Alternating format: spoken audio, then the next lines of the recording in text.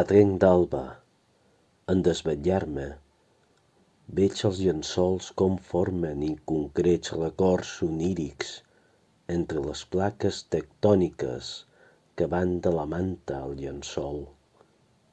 Replecs que imiten la veu humana, els tons mecànics de la vibració gutural continuada, de la freqüència que atrapa la reverberació gradual i s'evapora uns graus al nord de la vigília.